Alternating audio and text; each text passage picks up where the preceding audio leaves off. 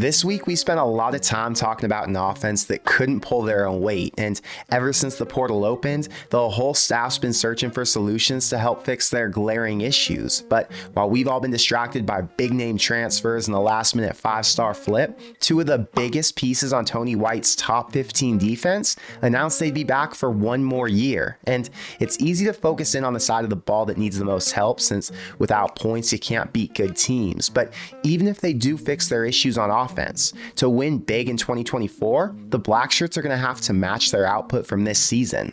6th against the run, 12th in points allowed, 24th in sacks. I could keep going, but it's not about how well they finished. It's about how much better they'll be next year. So today, we'll talk about who's returning, what position groups need the most help, and why the defense is going to be even better in White's second year. But what's up, guys? I'm Connor Hayden, and this is Corn Crazed. Last week, we hit 20,000 subscribers, so I just want to say thank you to everybody who's watched the video to the end, clicked the like button, became a member, sent a super chat, bought merch, shared my content, or did anything else to help me be able to make all these videos, because without you, none of this exists. But now, let's get into it. He's hit and sacked. He's taking a shot downfield, wide open end zone, caught, touchdown. We were waiting on two big announcements. The first was Isaac Gifford, who finished as one of the top 3 players on the entire team last year. And second was John Bullock, who played great at inside linebacker in his first season as a starter. Gifford was huge because he was almost always on the field, and he comes back with 3 years of experience, 167 total tackles, 11.5 for loss, and 12 passes defended. And it reminds me a lot of the JoJo Domann situation. JoJo could have left for the NFL, but he knew he wasn't going to get drafted. So he came back to Nebraska in 2021, and it ended up being a great decision. Gifford's one of the best players on the team, and he started 24 games. But since he's a cross between a safety and an outside linebacker, finding a spot in the NFL won't be as easy. Staying in Lincoln means he gets a significant NIL deal, and it's going to pay him as much or more than he'd make as a pro. And it gives him one more chance to play a big role in case things don't work out at the next level.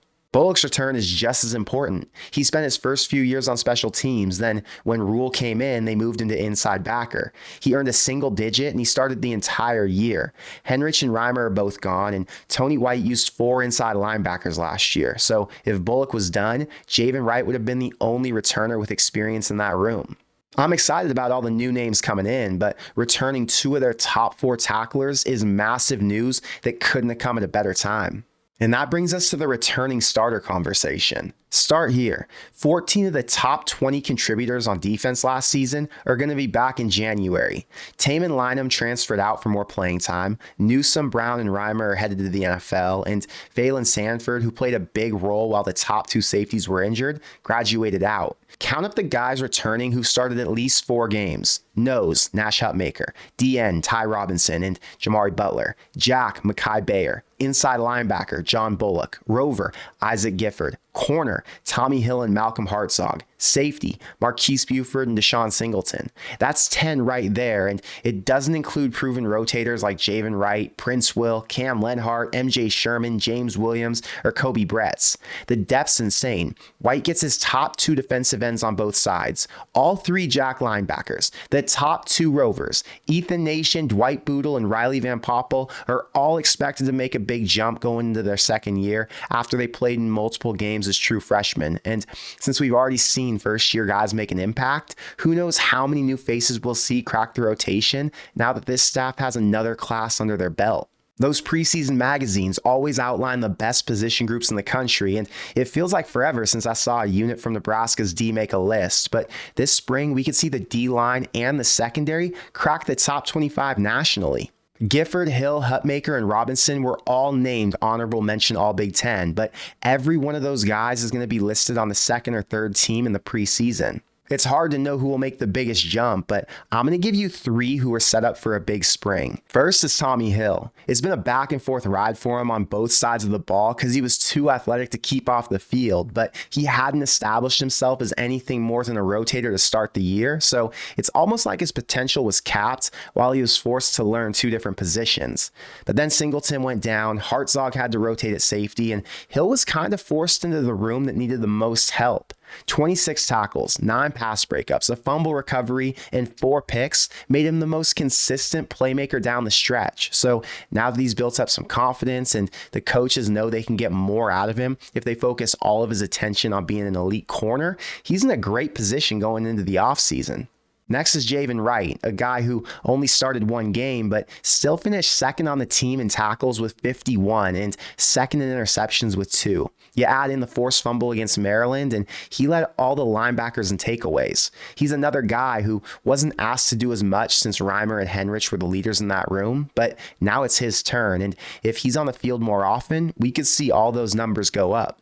And last is Marquise Buford Jr. He only played in 4 games this year since he had to get back to 100% after the knee injury, but when he did come back, he had 10 tackles against Wisconsin and 5 against Maryland with a huge sack for a 10-yard loss. Everybody on D that got to spend the entire offseason getting practice in with the new system took a huge step forward, but Buford wasn't able to, and even during the first part of the season, he wasn't full go. Now, with an entire offseason ahead of him and the assumption that he's the starting safety opposite to Sean Singleton, he's going to get the experience he missed out on last spring when he was still in recovery. I remember when Tony White first got hired and thinking that if he could get Syracuse to finish as a top 40 defense, that he'd have a really good chance to get Nebraska somewhere close to the top 50, and that maybe a couple years later, there'd be a chance to get near the top 20. But he found a way to speed that process up, and now I'm hoping for improvement, but from a numbers standpoint, it's going to be hard to do that much better unless the offense plays a bigger role. Now, they can still improve on their tackling. The Michigan game showed that they've got to get bigger and stronger at the line, and with less depth at inside linebacker, they'll have to figure out who else steps up there. But from a pure stat ranking standpoint, a top 25 defense would be more than enough to win at least 9 games next year.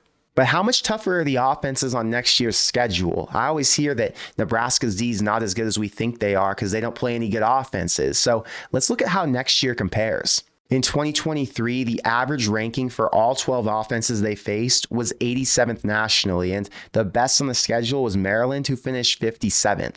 Next season, they'll play Ohio State, UCLA, and USC, who all finished ranked between 11th and 43rd this year, and the average ranking of the offenses they play is 15 spots higher at 72nd.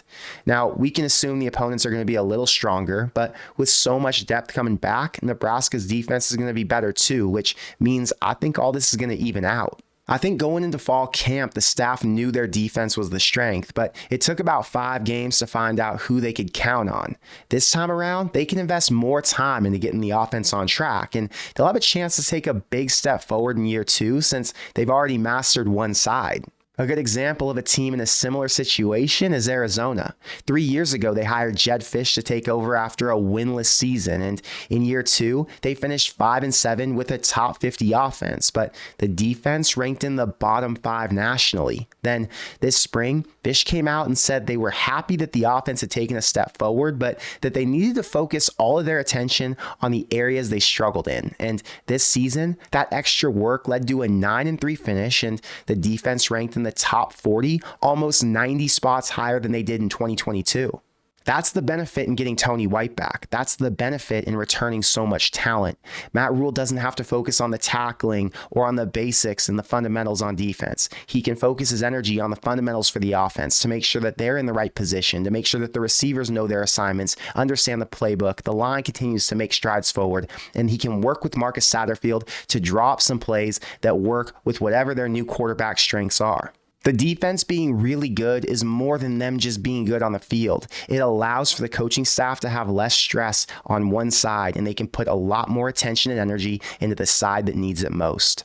I just got done watching Nebraska get dominated by Texas in the national championship game, but before I turned it on, I checked in on Adam Carricker's gut reaction to their win in the semifinals to catch me up to speed with everything I missed, because I don't usually watch volleyball. And I'm not sure if he'll make a video reacting to today's loss or not, but I know he's going to have one this week after Dylan's announcement's official. So if you haven't had a chance to yet, head over to his channel by searching Carricker Chronicles in the search box above, or click the link in the description box below to find the link to carrickerchronicles.com, and you'll find all of his content there.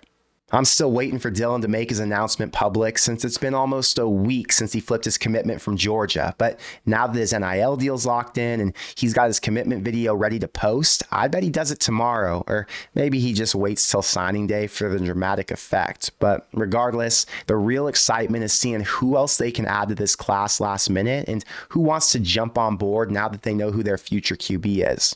And as soon as that announcement does come, I'm going to have a video up where I talk about the cost of Dylan Rhule and what it took for Matt Rhule to get him. I'll talk about what his strengths are and really what he brings to the table and what kind of impact he can make as a true freshman. But I want to know what you think, so let me know in the comments below. Were you surprised that Nebraska volleyball got blown out by Texas, or was it too much to expect all those freshmen to beat a more experienced team? If you had to pick a preseason MVP on defense, which guy are you giving it to? And is it reasonable to expect a top 15 unit in 2024, or did they just get blessed with a really bad schedule this year? I think they were a little lucky, but next year's schedule is pretty favorable too. So I'll say my early predictions to see a top 25 finish, but it's really hard to know how much a good offense that sustains drive can boost the defense's numbers. But that's all I've got for today. So until next time, thank you for being here, and I will see you in the next one. Go Big Red.